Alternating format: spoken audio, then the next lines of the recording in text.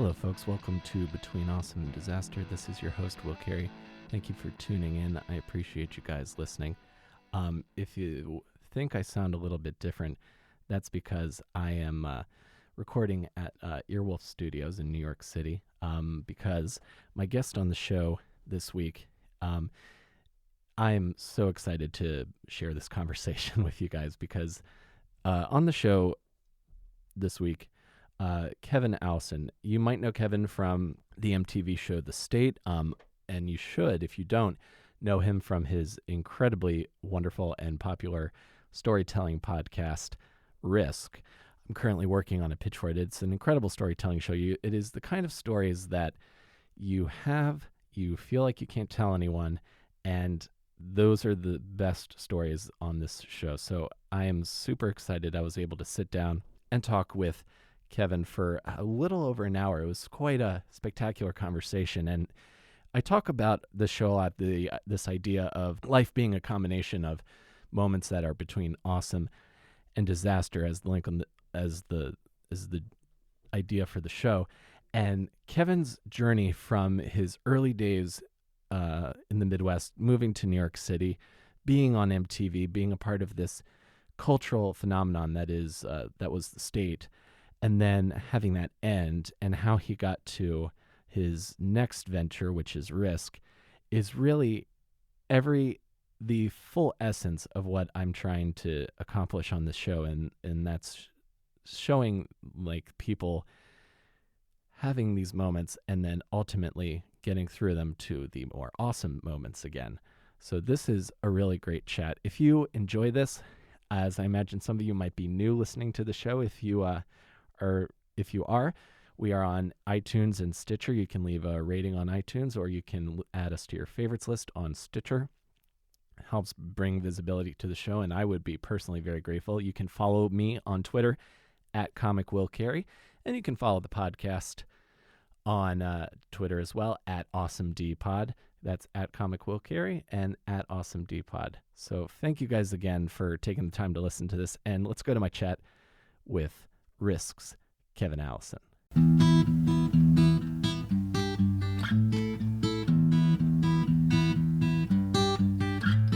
Sound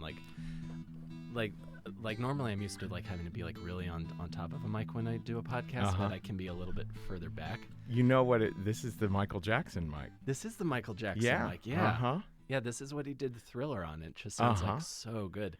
I feel like, I could do ASMR with these mics. Yes. Well, so I record Risk on one of these and always have, and I do a lot. We do Easter eggs at the end of episodes, which, it's not really an Easter egg because everyone knows it's there. Sure. But it's usually just me breathing or making animal noises. And I love doing that with these mics. Oh my God. These would be perfect. I got to get, have you heard of a storyteller and podcaster named Catherine Heller? Yeah. Mm-hmm. So she did my show recently, and she told me these great stories about her early voiceover gigs were dubbing hentai.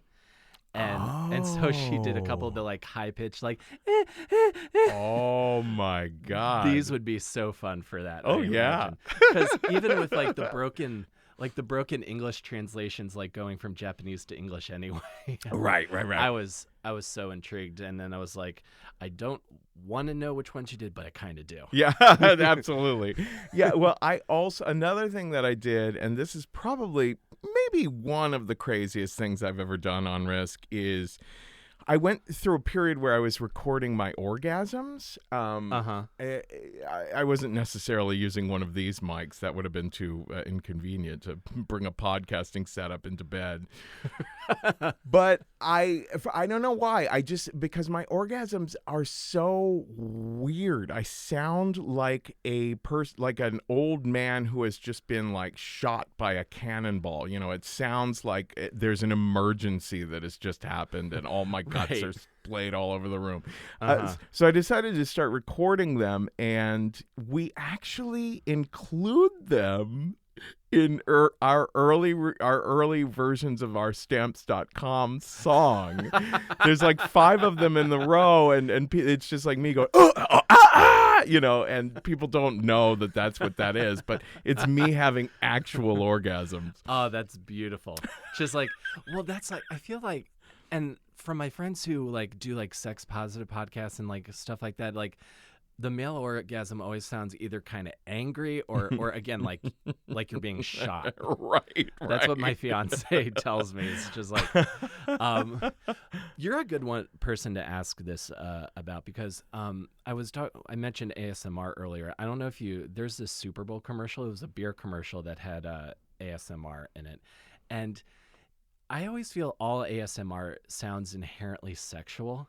I don't think it is, but do you feel that way at all? I think so. Yeah, because it's a little bit like someone whispering sweet nothings in your ear. It feels so weirdly intimate, and I've never experienced this when listening to it, but I've spoken to some people who are really affected by it, and they describe it as having some sort of tingly effect up around, above the top of your spinal cord around your brain. Like they can literally feel sensations going through, like the surface of their skull or whatever when they hear that stuff. Yeah. So I don't know what that's about, but it like to someone who doesn't get that effect from it, it's like, what the What is going on? I know. It's like are you trying to turn me on talking about your makeup brush? Right.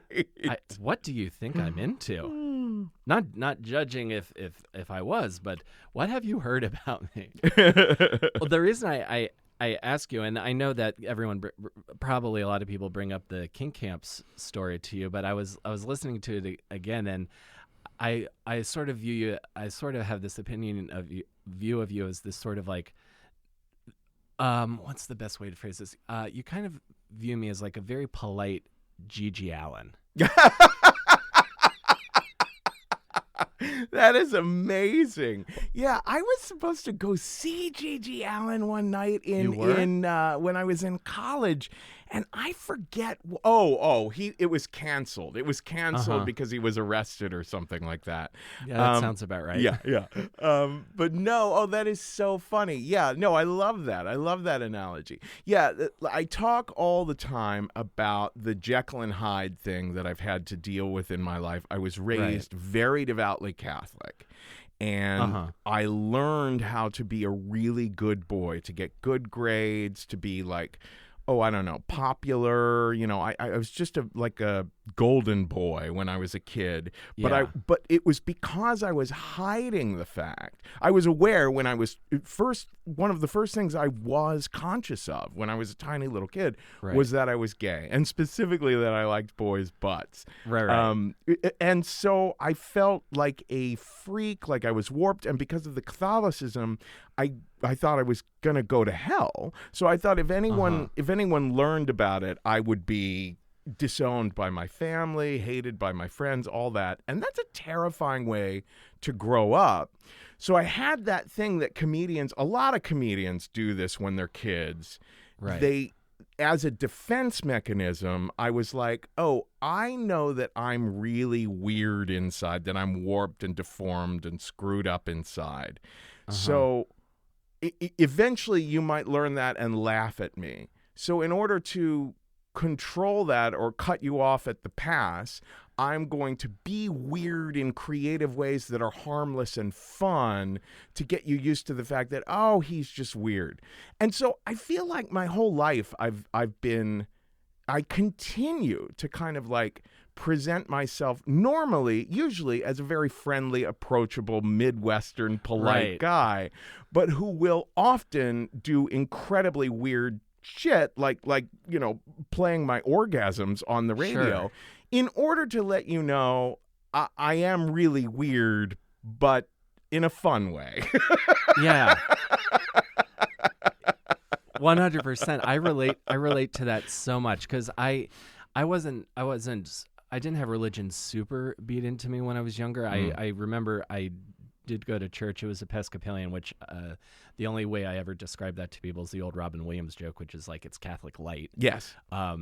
So I never was like really, had any was super had it hammered into my mind, but I definitely have made up for it with some of my escapades since I've been to New York. And I'm normally like around the office, or like even around like just hanging out with comics in the back of the room. I don't tend to say a lot, and then I'll just like have like the most random knowledge about a thing, and it's just like, oh, Will has hidden depths. Yes, yeah. Like when I came to NYU. Well, actually, I can start in high school. Yeah, and you're from where in the Midwest are you from? Cincinnati. And Cincinnati is also special in that, especially in the 70s, it was actually famous for being sex negative. It was the Mapplethorpe trial, the Larry Flynt trial. There were trials about Hair and Equus coming to town because of nudity in those shows. Right. They were Playboy magazine. You couldn't sell it in most stores. Mm-hmm. So it was just famous for being a town that had a problem with sex. Yeah. And so that also kind of contributed to my feeling all alone in this world, knowing it from such a young age and seeing that kind of weird attitude. I mean, I remember seeing a Time magazine, I don't know, 1979 or 1978 or something like that, and photographs of men in gay bars in New York City, and being like 8 years old and being like, oh, I need to go there when I grow up. Yeah. So you knew when you were a little kid, I got to get out of Cincinnati and I got to get to New York. Yeah, it's really bizarre. I'm always a little bit jealous of all the gay guys who were able, their psyches were able to keep them in denial about it until maybe late high school or early college, when it's a lot safer for most people to come out, know, because there's your gay positive little clubs on campus or whatever. Exactly. Yeah, I was the kid who was always aware of it and was helping other kids come out of the closet in high school and college. But I was also always the bridesmaid, never the bride as well, because I grew up feeling like Quasimodo and the Beast and, Frankenstein's monster or whatever. I always felt like, I'm such a freak, I'm so bizarre inside, that whoever I looked at that I was attracted to was the beautiful other who would hate me if they knew who I was. Right. And that, there's still a lot of that in me to this day. It's so funny how we can have a very conscious intellectual understanding of, there's nothing wrong with being gay or being into such and such a bizarre taboo fetish or whatever. Right. But still having that hardwired, programming inside yourself to feel a certain way. Right. That stuff that's just kind of beat into you, even as like the culture shifts and like, Chris Brown eats ass on Instagram, it's everybody's into it now. Right. Yeah, but I sort of think there's like, eventually I think everyone who felt maybe the way you did growing up comes together and then realizes, hey, the way that our parents kind of viewed and thought about things, that doesn't really vibe with us. So we're just going to, this is what we are. This is what the world is now. This is the world we're making. Yeah. When I created Risk, it was a way for me to say, hey, look, everyone has stuff inside that they want to come out of the closet about. It doesn't have to be sexual at all. And everyone has sides of their personality that they're not used to expressing. And in BDSM, like you can actually have a very bizarrely vivid experience of that, or in acting classes sometimes, right, when you'll be asked to improvise a certain role, or to, in BDSM, like take on a certain role, and you find yourself behaving a certain way where you're like, whoa, there's something very primal in me that totally gets this role that I never act like in public in my entire life. So that can be a real shocking discovery. Yeah. But there are parts of ourselves that we're aware that we usually don't show, in of public. Course. Yeah. And so Risk was a way to encourage people to be doing that, to share about those peak experiences where they feel like, ooh, normally I wouldn't talk about this in mixed company. Yeah. 100%. And that's part of the experience I have working on my pitch for Risk right now, and in the story that I'm telling, is really finding that stuff and trying to find like the things that I would, again, like I would go for jokes, but like really reveal stuff and like be not afraid to say the thing that like, oh, if people hear this, I'm going to get in trouble. Yeah. Do you know who Ptolemy Slocum is? No, who's that? He is currently on Westworld. Mm-hmm. He's a really awesome character actor, and I once took an improv class with him at the People's Improv Theater many years ago. Great place. I love the Pit. Yeah, and he had people telling stories for, I mean, it wasn't your traditional improv exercise to do, but he asked people to tell stories, and then he would stop them every 30 seconds or 60 seconds to say, okay, what aren't you telling me? Or, okay, wait a minute, was there a part that were you second guessing about revealing something else, or was that really the way you were thinking? So it was very much like a therapist of just stopping you every now and then and saying, wait a minute, is there more to unpack there? And that's a good way to work on your own story as well. Mm-hmm. You can literally I work with recordings I don't work with a pen and paper or with a keyboard when I start working on a story. I work with GarageBand just because that's what I'm used to, where I can just start speaking and then stop and start and stop and start, and I can stop myself and say, wait a minute, no, I was having ulterior motives actually, or hold on, is that exactly what that person said to me? Or why were we there in the first place? I can just keep stopping and asking myself more questions like a therapist. And that's the way that you can really dredge up a lot of stuff.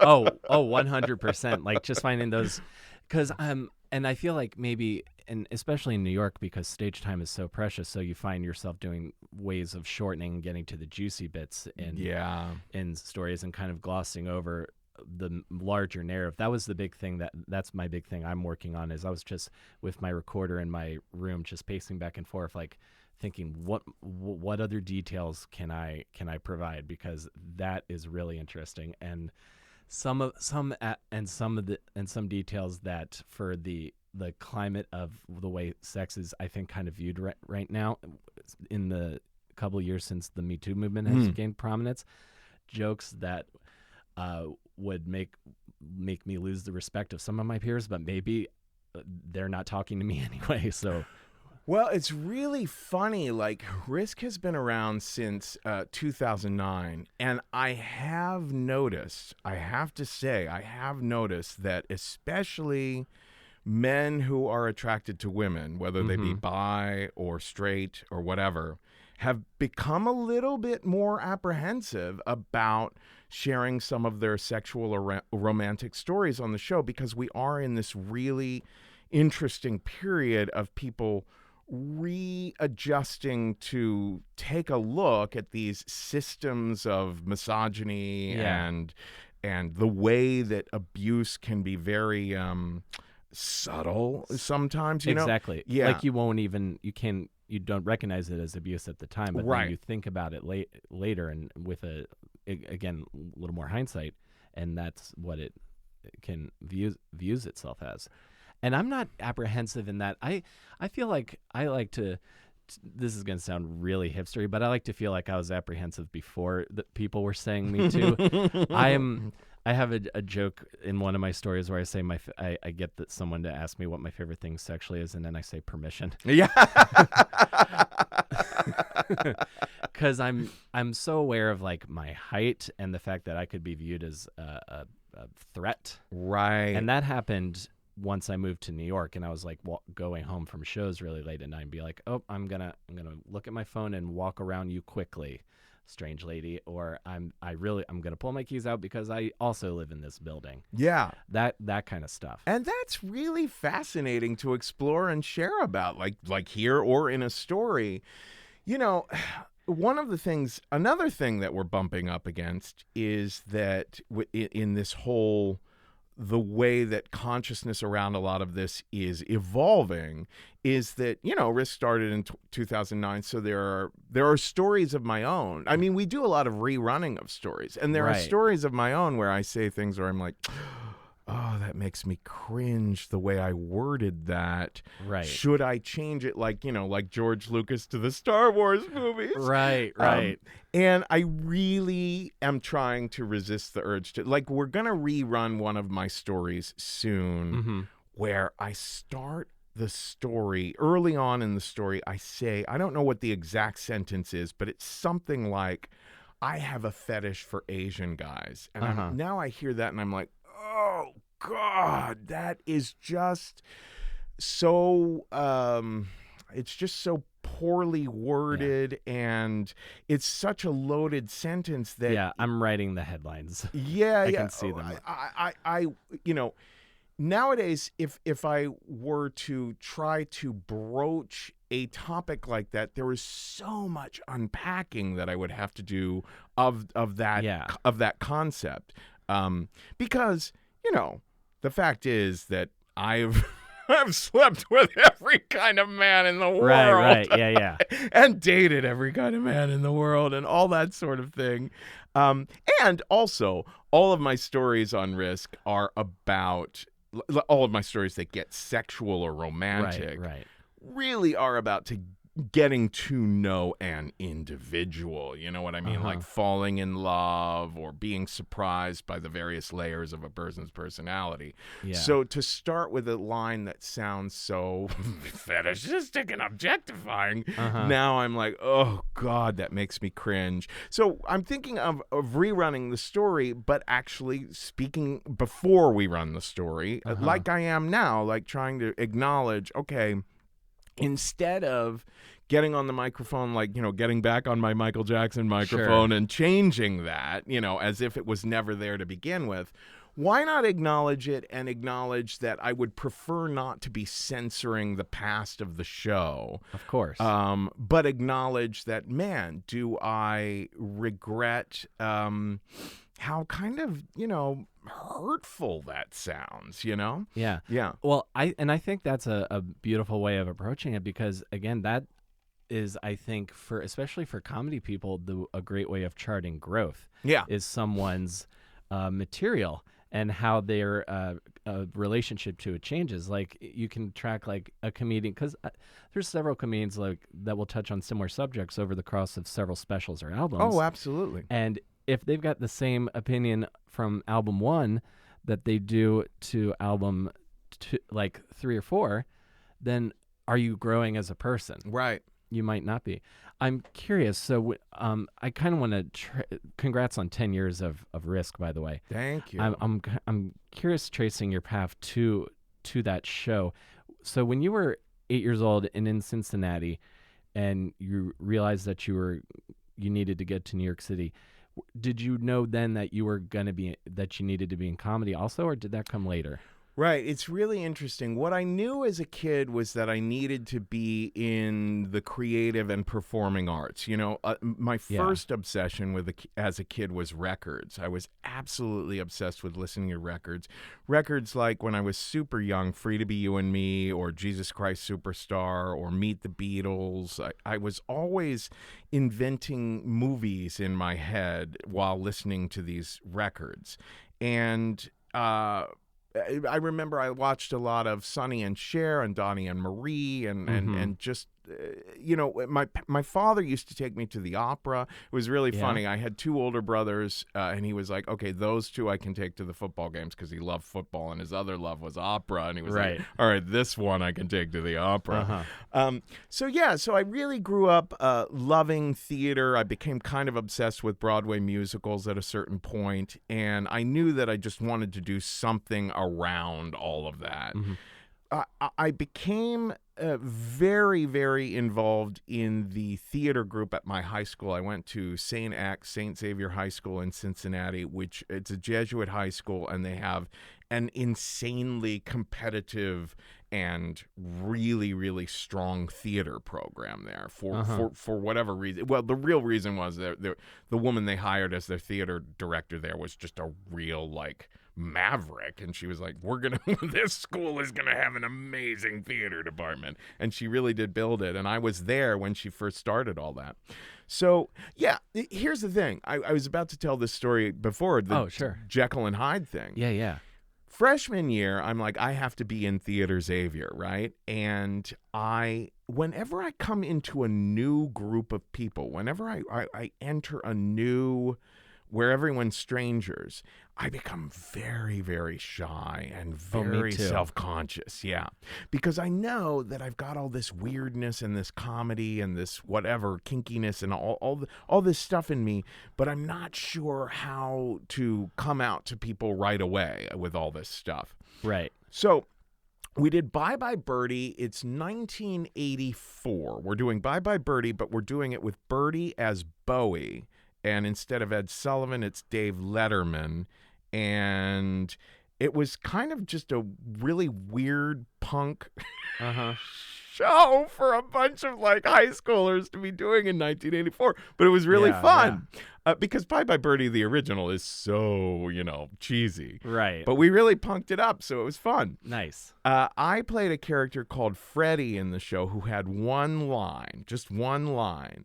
And in 1984, our first cast party, all the kids. Now, this is, if you think about, like, the equivalent of St. X in Washington, D.C. is Georgetown Prep, where Brett Kavanaugh went to school, right? Right. So there's a lot of drinking going on at that time. I mean, a lot of those kids who, even though the Jesuits are trying to teach you to be social justice, we literally had a class called social justice that you had to take. Oh, wow. But no, there's a lot of Republican kids that go to schools like that, or the parents are Republican, et cetera, who are kind of taught to be assholes. Right. But not so much in the theater group. So anyway. But there's a lot of future presidential campaigns that are going to get ruined in a few years. Yeah. So anyway, first cast party. I had never gotten drunk before, but the first cast party, we all went out to get alcohol before the cast party began, and I got a bottle of Reuniti. What's that? Reuniti is like this rosé, this cheap table wine rosé. It was like Parmesan or those kind of, commercially marketed wine. Sure, yeah. So I get myself a whole bottle of Reuniti Red and drank that during the party, and it was a coming out moment because all through Bye Bye Birdie, all through rehearsals, all through all the performances, I was just square, polite, good boy Catholic. No one I might as well have been a blank slate to everyone. But that night I was like, I'm coming out of my shell tonight. So I got drunk. I started running around the party yelling, "Get the mayonnaise!" while, holding a jar of mayonnaise, throwing whoever the poor family's vitamins were at everyone. I deliberately fell off of the balcony onto a couch in the living room. I was, in later cast parties, so people started calling me Freddie Fuck Off. So I was like, here's the real me. It's Freddie Fuck Off. That was the Dr. Jekyll and Mr. Hyde thing. And in later cast parties, I became known as the guy who would take off all his clothes at the parties. Good times. So that was my kind of fucked up way of letting that out. And then I went through the exact same pattern at NYU. At NYU, I show up, and I was going to the film school there. Okay. I wasn't sure, do I want to be an actor? Do I want to be a writer? I immediately found out at the film school, this is very macho and hetero. Right. There was a lot of sexism and one of our teachers told a young lady in my freshman class that she should, stick to the kitchen or something like that. So I was wow. Oh God. Even at NYU, this is happening. Yeah. This is 1988. Yeah. And when I got there, I'm amongst a new group of people because I'm a freshman, and I just went back into my shell. I'm the polite Catholic boy from Ohio, might as well have been a blank slate. Then I met Joe Latrulio from the state, and he was in one of my movie classes, and he said, "Hey, my comedy group is doing a show tonight. Come see it." So I saw the very first show that the state ever did. At that time, they were called the New Group at NYU. Uh-huh. And I was stunned. I loved the energy of this group so much that I turned to my couple of friends that I had made in college so far, and I said, whatever it takes, I'm going to get in that group. And they said, you? Because I was such a square. I was such a nothing to them. No one thinks that comedy people are funny off stage. right. When my fiance and I first started dating, and she had never really been around comedians before, and she would turn to me and she would, God bless her, she used to like go to open mics just to spend time with me, and I did not encourage that behavior because I would not wish that on anyone. But she would ask like things like, "There's no way that you all could have been dumped today."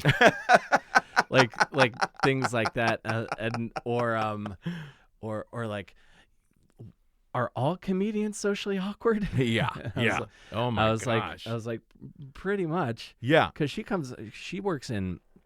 used to work in politics, which is very different vibes, and like the phrase intent behind things comedians say or do, and I had to explain to her, like, no, there's a glorious amount of sophistication and thought that you're putting into that I guarantee you is not there. Yeah.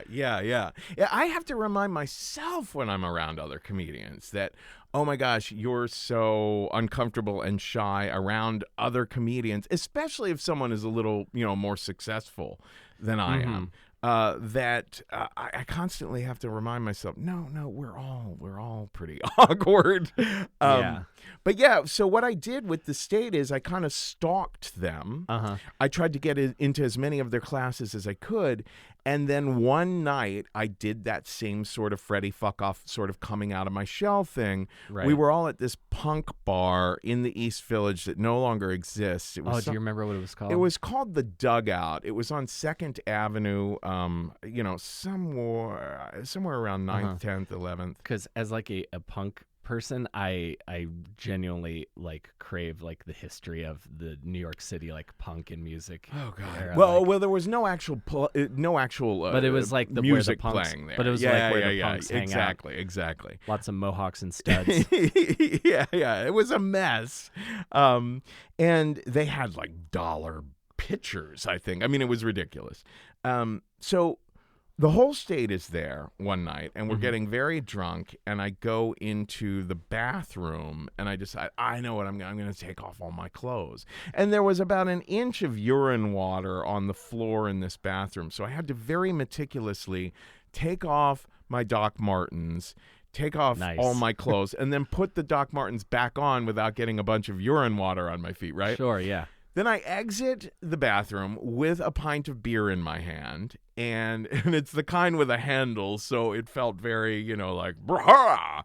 Yeah. And I improvised a wailing song that started with the line, "Oh, standing in an inch of urine well becomes the sailing man." And then it just went on from there. And I walked around the bar like this, and the bartenders and everyone are like, okay, all right, nude guy walking around the bar singing now. And I just made one round around the bar and then went back in the bathroom and put my clothes back on. And when I came back to the table, Carrie Kenny was like, "You should hang out with us more often."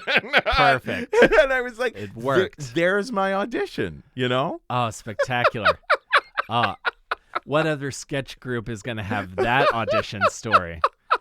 So this is like Showalter. So this is like Michael Showalter and Michael Ian Black. Also, they're just sort of like, I think he's funny naked. I bet he's funny clothed also. I don't remember who all was there exactly. I think Marino, Lennon, Garant, Kenny, Latrulio were definitely there. Jan. Yeah. So you join the state, and it's a school group originally. Well, what it was there was an official school group called the Sterile Yak. When I say it was an official school group, that meant that the dean's office required the Sterile Yak to have auditions every year, so that it was like, oh, we're not discriminating against anyone to be in this comedy group. And so it was Todd Hollebeck who decided, why don't we have a new group? And he put up flyers saying, who wants to be in a new group that isn't necessarily determined, it doesn't follow rules of the school. Yeah. And so the group just ended up calling itself the new group until it was time, until we got this offer to go on to MTV after we graduated, where people just felt like or our managers just felt like we needed a name that was, something else. Yeah, just a little like shorter or catchier. Yeah. Gotcha. Yeah. Wow.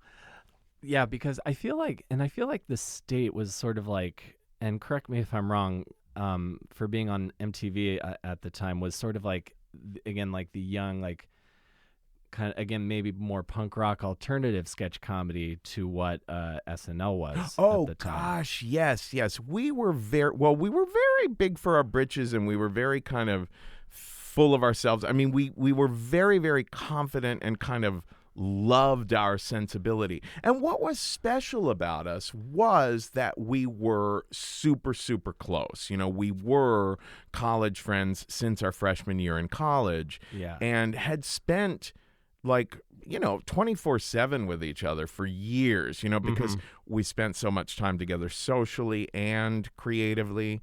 And so, there was just this group mind, basically, this chemistry that was very.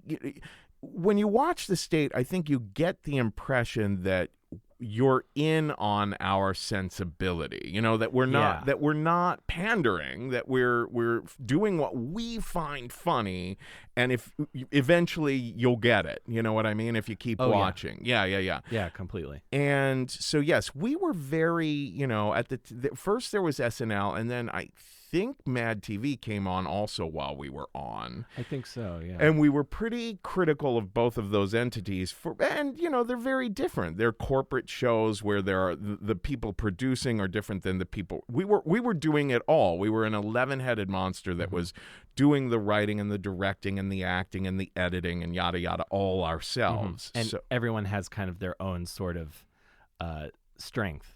Yes, that you would do. Definitely. Except that the quote-unquote egalitarian democracy that the group supposedly was trying to maintain did not necessarily reflect that so well, because the rule was that if you wrote the sketch, you got to cast the sketch. So by default, whoever wrote the most or writing was their biggest strength got to be on screen the most, because there's 11 of us. So there was an insane rivalry amongst the group too. It was a very, very dysfunctional sort of family, because, it's a bunch of comedians with big egos, and, there were 10 guys, 1 gal. Only one of the guys is gay, so all these other guys grew up being called theater fags and had to, felt like they had to prove that they weren't.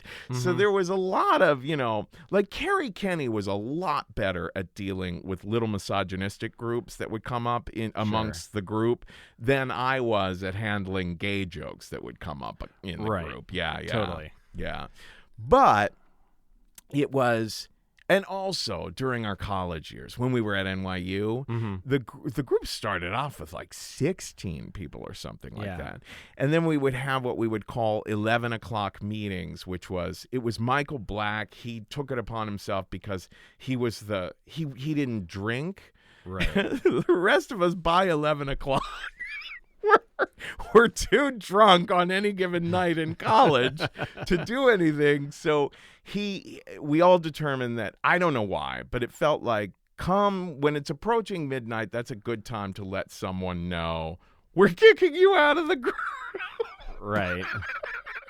And it was always his job to be the spokesperson for that. He's like George Clooney and Up in the Air. Yeah, exactly. But we were, so because we were so often kicking people out of the group, we all grew up looking behind our backs all the time when we were working in the group and feeling paranoid that you might be next, Yeah. Oh yeah, just like in Office Space when it's like, layoffs, that. Yeah. And especially because again, I love all my comedian friends, but there is always that sort of like, I want to be the funniest person on the show. So I can imagine, if you're, and again, there's the with TV complicating that dynamic as well. So there's like, and I can't imagine. I don't know if anyone was thinking like how long the show would last or after the show, but there's that sort of like planning for that aspect of your career as well that's going on. That was, in retrospect, one of the biggest psychological mistakes that I made during that era of my life.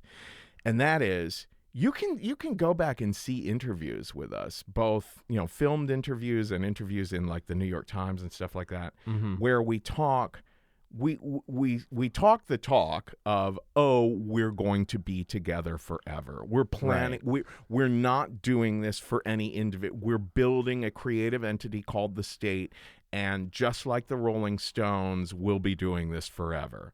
And I bought our marketing to ours. You know what I mean? I bought that. And I think that there were several other members of the group who were saying that kind of thing while having the good sense to realize that almost never happens. You know what I mean? In fact, we ended up being a lot more like the Beatles. Our last year and a half together was just a long process, like a long time of like falling apart. I'm picturing that exactly, because there's this incredible Beatles exhibit in Liverpool I went to last year, and it gets to the point where it's like, okay, they're gonna break up in a year, so this is what was happening. But there is also all this crazy great work that happened also. True. Yeah, that's how I felt with bands. I'm seeing like some, even though like I see you as this sort of like icon of the New York City comedy community, I'm feeling so many parallels between like you and me, because I was going to be, before I even did comedy, I was going to be in the next Blink-182. That was the dream. And I was going to form a great band that would stick together, and then I just could never find people that were gonna go the distance and make those kind of hard sacrifices, or I was just dealing with insane people. And I'm curious if, and maybe towards the end of the state, if you had like one of these what the fuck am I going to do moments, because my last band, when we broke up, because my bassist was a pathological liar, and I finally realized it. I definitely had one of those I had this moment where I was like, well, fuck, this thing I worked really hard at and loved is really bumming me out now. And I don't want it anymore. Group psychology is scary because it's like being in a family, and that is there are often moments where you're like, oh wait, we're now discovering that, I mean, so and so might be bipolar or yada yada, know, like where it's like, oh wow, we just because I was always like the voice of optimism in the group. I was always like for example, we quit MTV because we thought we were getting too big for our britches. We wanted to go to networks. At that time, the landscape of television was very different. There were still these 4 big networks, if you include Fox. Right. And so we tried to go to CBS, and we did one Halloween special for CBS. And the contract was that we would do either 3 or 4 of them, and then they'd give us a whole series.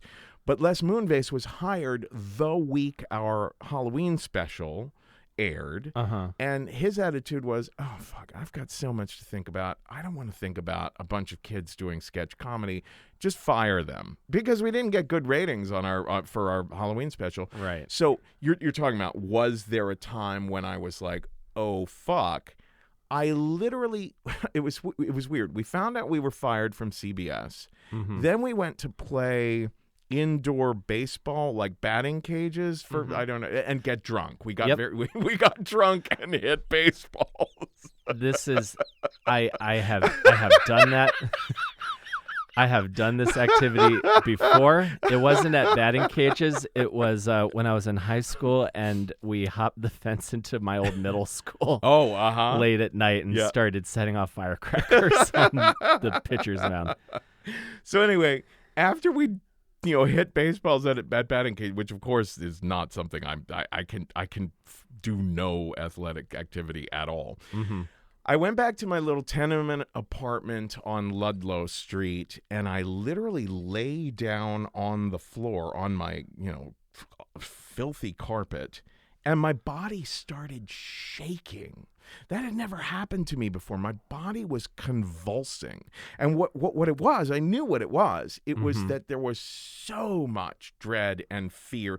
Some part of my psyche knew that getting fired from CBS was very likely the end of the state, and I just didn't know what to do, because I really thought of that as like a safety, like being, in this 11-headed group. Like, Right. even when we had to deal with it, for me, I was terrified of agents and managers and TV executives. Like, they were always rejecting my stuff. My stuff was always too weird. I always thought of myself a little bit like Mel Brooks on Your Show of Shows, where all the other writers, who we know all their names, they would love his sketches and then say, yeah, there's no way that CBS or whoever is going to run that sketch. So he never got anything on Your Show of Shows.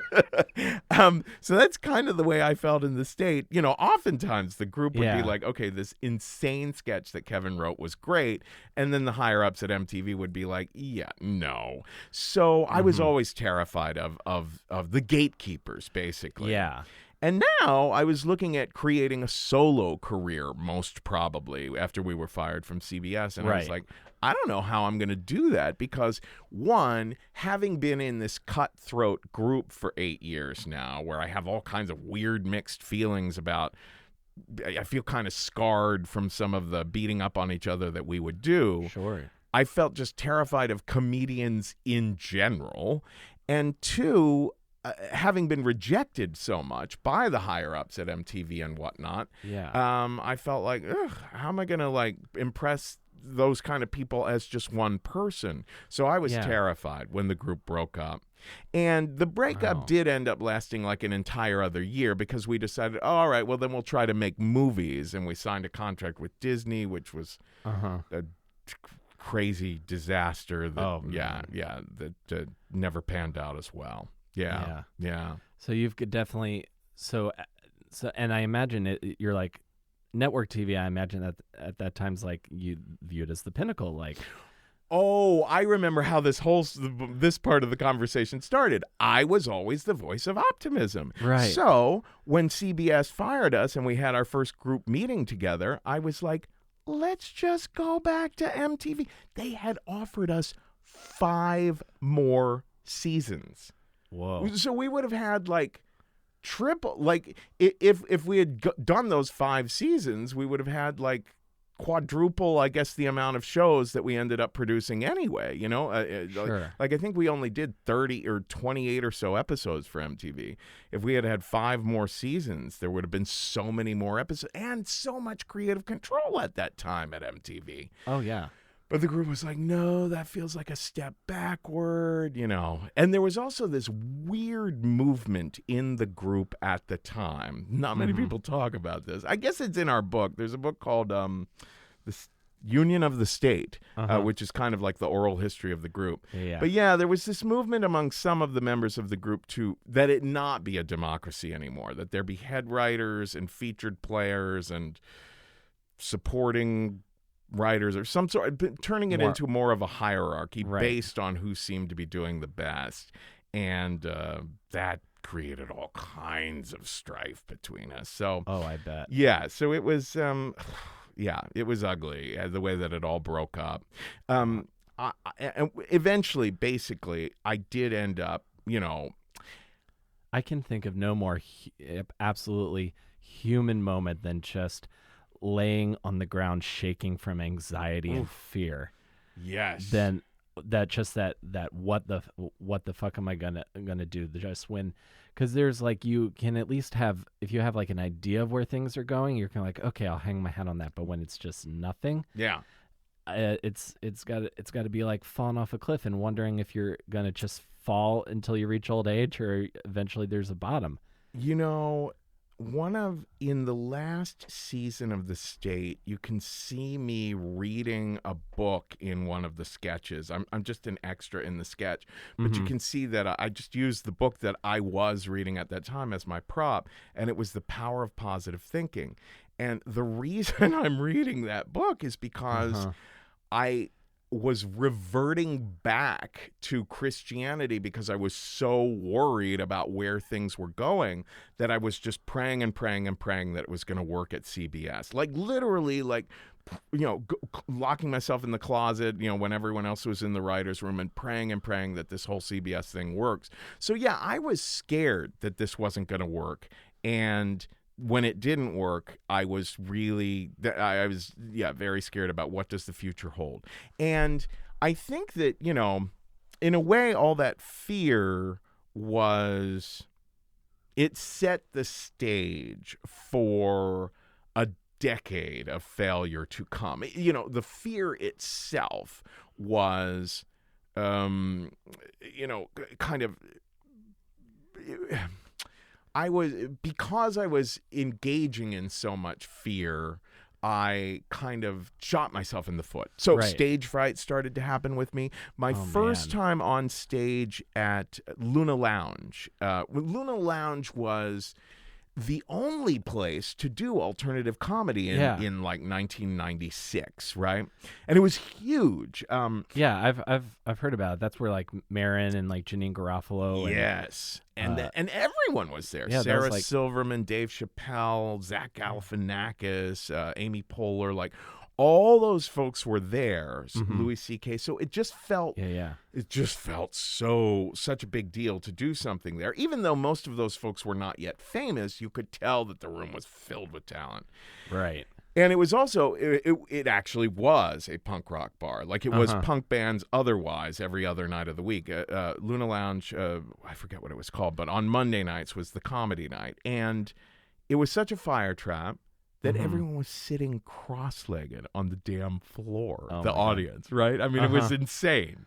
So yeah, Jeff Ross, the two hosts it was either Marin or Jeff Ross. They would alternate. And the night that was my first night up, it was Jeff Ross, and the place was so packed that Ross couldn't get off the stage. He had to sit on the side of the stage, you know, in order to get back to the mic. Right. When a performer was finished. So I got up and I started to deliver a monologue, and I blanked out. And I freaked out. I had memorized this thing so hard. Yeah. And also I had made the character very confident because I was so freaked out. I was like, I'll just play a very confident character, and that should get me through. Exactly. I'll project my normalcy so no one will see the fear that is wrecking my body. Yeah. So I get to this. I finish the first paragraph of the monologue. I blank out, and I think, oh my God, what do I do? What do I do? And I decided to just restart the whole damn monologue. And the monologue begins with me saying, hey there, I'll bet you're wondering who I am. So now it's kind of like a Samuel Beckett, or it's like Waiting for Godot or something, where it's like, what the fuck is going on with this monologue? And I get to the exact same place in the exact same paragraph, and I blank out again. And now I'm just looking at the audience like, oh my, it was the ultimate actor's nightmare.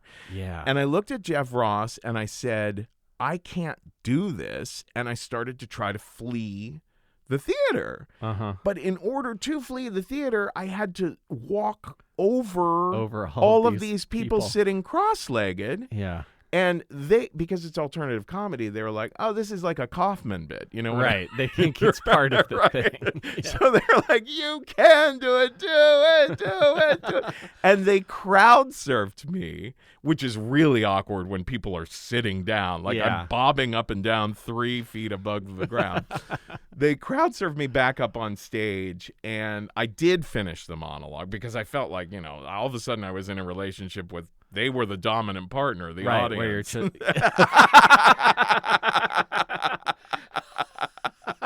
That's such a beautiful way to bring it back to kink. Oh my God, that was spectacular. Where you're just like, oh, okay.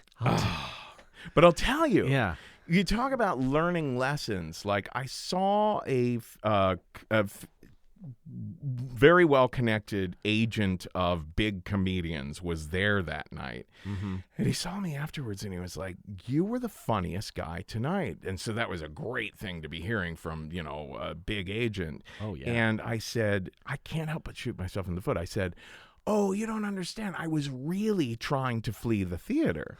I was really like having the actor's nightmare. And he said, oh, well, then you've lived through the worst of it. And that was a great thing for him to have said, like, you've seen how bad it can get, and you made it through like a prince. But I didn't take that lesson from it. I couldn't hear that at the time because I was too immersed in my fear and continued to have stage fright and continued to be very antisocial with other comedians or members of the state. My biggest regret was that UCB started around that time, that, where they were teaching, they started teaching classes around that time. And I should have sucked it up and started taking classes with them, even though I had just been on TV for a few years, Yeah. But yeah, so basically I call that my belly and the whale period, where for about 12 years between the breakup of the state and my creation of Risk, I was cater waitering, I was basically getting evicted from apartments and drinking like a fiend and just not succeeding, just not sure how to break through. Wow. Yeah. And I feel like after living the actor's nightmare, I feel like that's also another fear of the comedy person, is the getting it and then losing it and then going back to jobs like that. Like I think about this call center job I had that had the room itself was barely lit. I think that's part of the reason I have glasses now. Yeah. So like you could barely see. I was often the only person showing up when they were scheduled. So I would just and every big screw up that someone made, I had to call people and say, okay, that hotel you booked that was like right next to this convention you're going to, okay, you're now actually 2 miles away. But there's a shuttle bus, and I would just get screamed at. Oh God. All day long. man, that is rough. Yeah. So I feel you on that. But yeah. So I know that for me at least, working here was improved my life on so many different levels. Yeah. But the other thing that really opened up my creativity as well, because when I started doing comedy, I was like very like Hedberg-esque, like very like deadpan, like set up punchline. And it took me, and part of what I think opened me up was going to storytelling shows and doing storytelling shows. So I'm curious, because I feel like Risk is such this example of and is lauded rightly in the comedy community and the storytelling community in New York especially.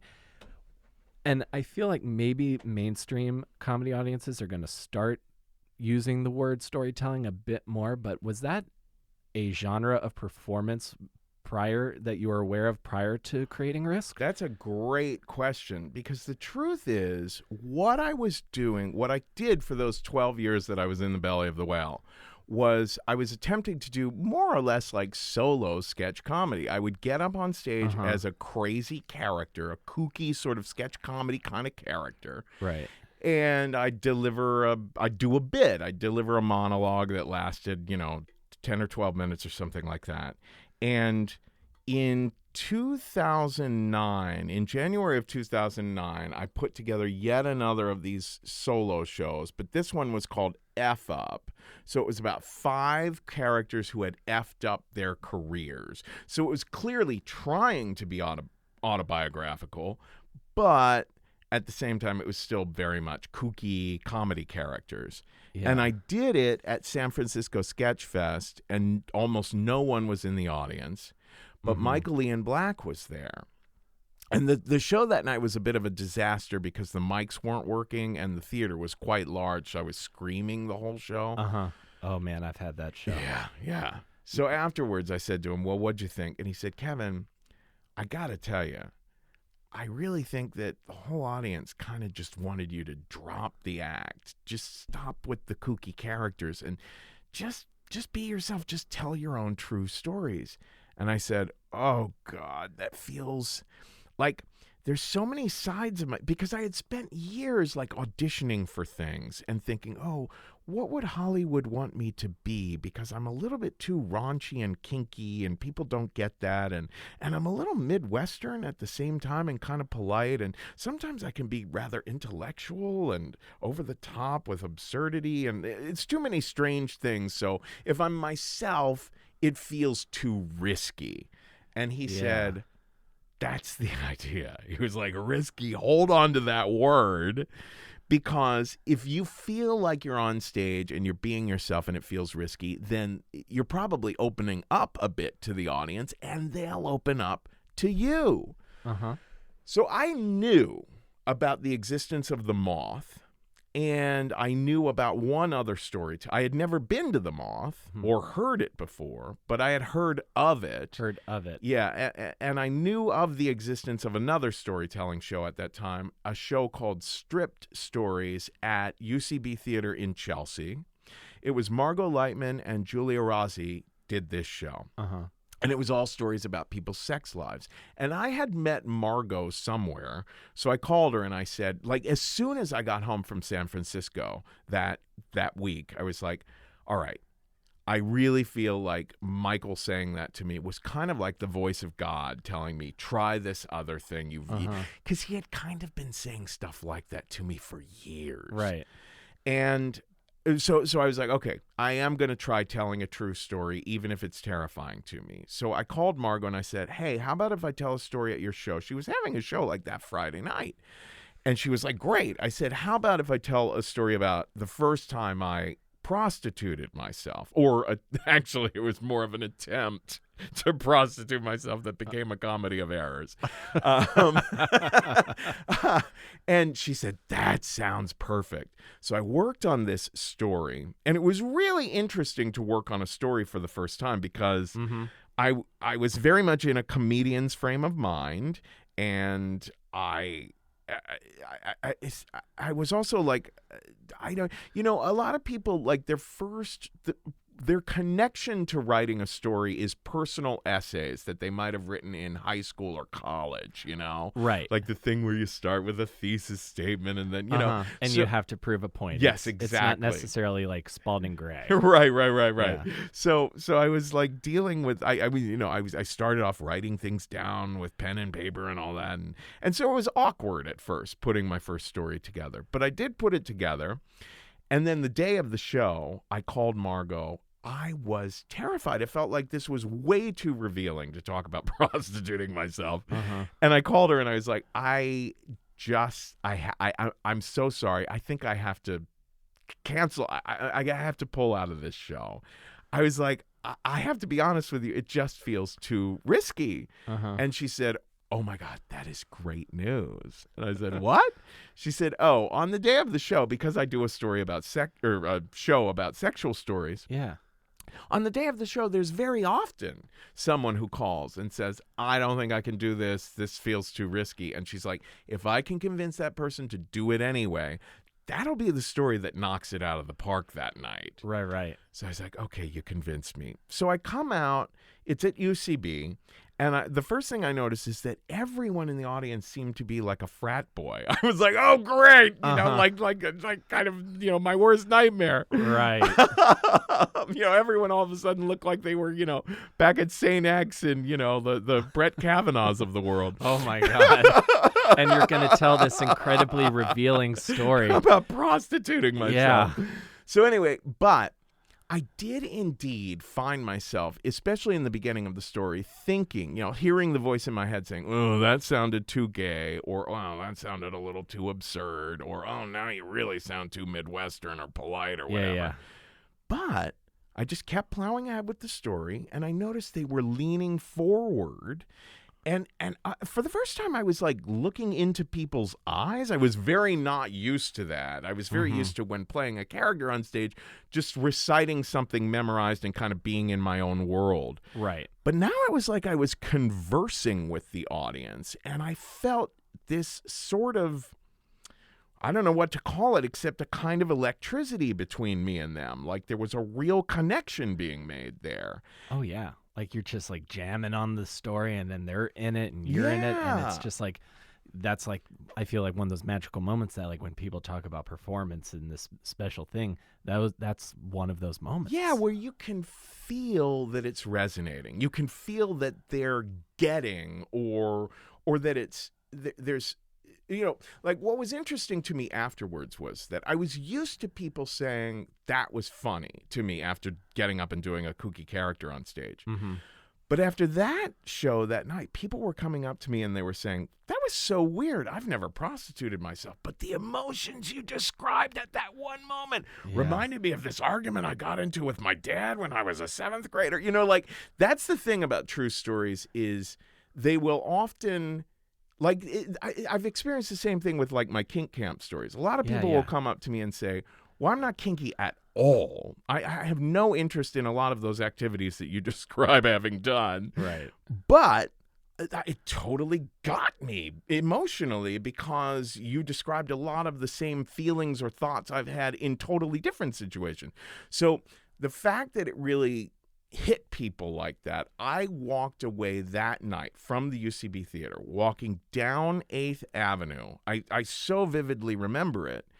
I'm walking down 8th Avenue away from that show that night, and the entire concept of Risk was just pouring into my mind. I was like, okay, I've got to create a show called Risk, because this word Risk had come up twice that week. Right. Once with Michael and once with Margot. I was like, I've got to create a storytelling show, even though I've never seen one before other than the show I just did. Right. And it's going to have to be a live show that I'm hosting regularly because after 12 years of stage fright, I have to force my fucking self to be getting up on stage as often as possible. Yeah. And 2, it should be one of these new things that they call a podcast because I've learned over the 12 years of failure that small room comedy only goes so far. Yeah, you have to reach a wider audience.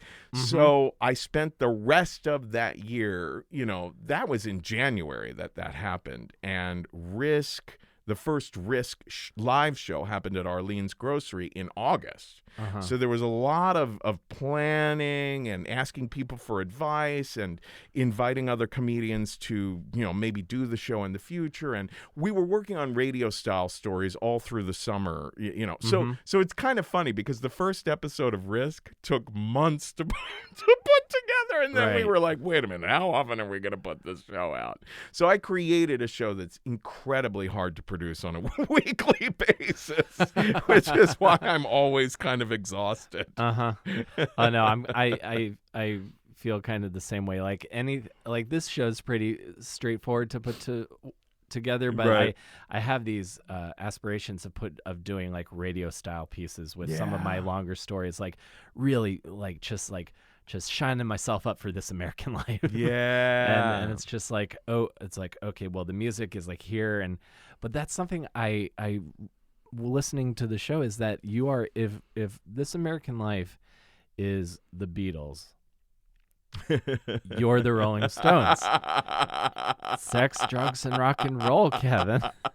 That's awesome. That's great to hear. So I finally did become the Rolling Stones. Yes, you did. It took a while. Like, you had to almost go to jail for possession, but then that blind woman who said risky is good saved you in a way.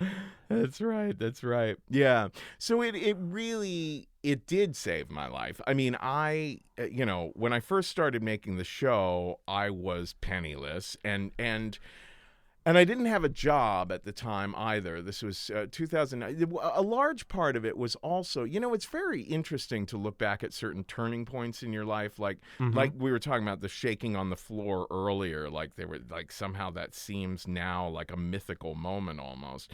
But when I created Risk, I was 39, about to turn 40, and there was this idea in my head of, God fucking damn it, I've got to make something that succeeds and lasts after all these years. Mm-hmm. So when I realized, I love this thing that I've thought of, then I was just determined that against all odds, I'm going to make this work. So My husband actually left me because of it. Because, you know, I mean, I was making this became more than my full-time job, and I was making no money for the first couple of years. For the first few years of Risk's existence, I was not making money doing it. So, you know, I was like maxing out credit cards and stuff like that just to keep the show running. But it was J.C. Cassis who was, it turns out, a State fan. She was someone who, when she was 9 years old, fell in love with the State on MTV, and she heard an episode of Risk, and she heard me begging, telling the audience, okay, I am not a business person. I really don't know how to keep this thing afloat. I really need some help from some. And she was not a business person either, but she's very much a type A personality. And she was like, I think I can help you turn this into an actually functioning business and help you maintain your life. And so, yeah, if it hadn't been for JC jumping in, the whole thing might not exist to this day. It's Risk. Over the years, the people who have ended up lasting on our staff were the people who came to us who were like, I am in love with your show, and I don't mind a small paycheck to begin with. How can I help you out? You know? Yeah. And that's meant the world to us. That's beautiful, man. Yeah. that's just so great. It's kind of what I'm have been thinking like the last couple years or so, as far as like my own path has gone. And I definitely have those, I have those people that they're good fortune, and especially you're being so generous with your time, and just talking to me. And to me, I'm no one. Like I have, you know, I remember like doing like bar shows with Michael Che, or like or like Allison Leiby, who's a writer on Mrs. Maisel right now. All these people that, and I sort of am like, oh, am I just the 6-year senior at Open Mic University? How long is this gonna last before I jump off a bridge? Yes. So again, the same way, small room comedy doesn't. There's a ceiling to that, and I had definitely had started thinking, and then when I really started leaning into podcasting, and like just these kind of one-on-one conversations. For the longest time, I was afraid to do one because it's like, no, I'm going to be too much like Marin, or I'm going to be too much like every other comedian that does a podcast. But then I started thinking about, again, on a storytelling aspect, it's going to be, it's whoever the host is, whatever makes them unique. Yeah, is, and I think everything that encapsulates your essence of what I'm now describing as polite Gigi Allen. That is so awesome. I feel like that's the essence of what you are, and that's the essence of what Risk is, and I think it's spectacular, and I hope you keep doing it for at least another 10 or 20 years. Yeah, I hope so too. I really, really do. We're trying a lot of new stuff. You know, we have a new book that's out that came out this past summer called Risk. And awesome. We just did a couple of stories for Amazon that, you know, you can listen to or download on your Kindle. It's a series called This Can't Be Happening. And now we're talking about some film and TV stuff, which, you know, I have a lot of fear about because I have a history. It was so funny. I was talking to Michael Ian Black about this the other day, and I said, I have a lot of fear about making a TV show of Risk, and he said, yeah, because they never work.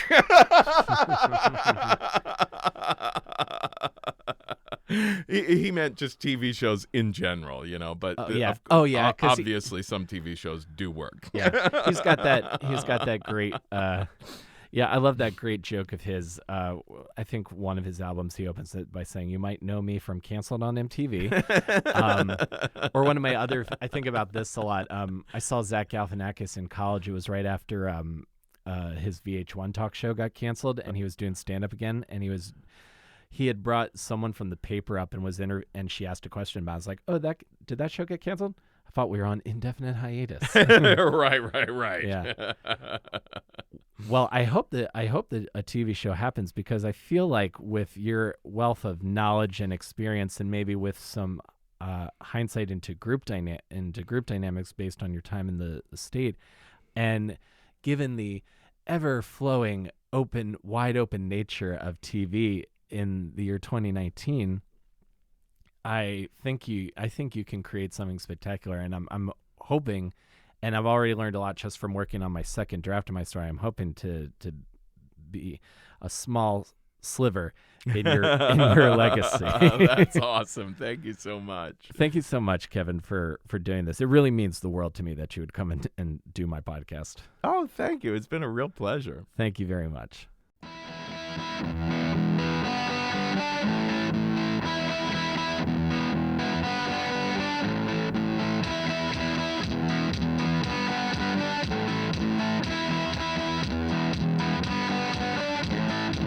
Okay, folks, that's our show for the week. Thank you again to Kevin for your time and your candor and some amazing stories. And I will have my new draft done soon, and hopefully you'll be hearing me on the Risk podcast soon. Thank you guys so much for listening. If you enjoyed the show, please feel free to subscribe on iTunes or add us to your favorites on Stitcher. And if you enjoyed this podcast, tell a friend, because organic reaching of the people, that's how I'm hoping to do it. So if you enjoyed this enough that you would want to tell someone else about it, that means the world to me, and I'm grateful. So thank you guys again very much for listening. I'm on Twitter at ComicWillCarey. You can follow the podcast at AwesomeDPod. And I will see you guys next week between Awesome and Disaster. Take care, everybody.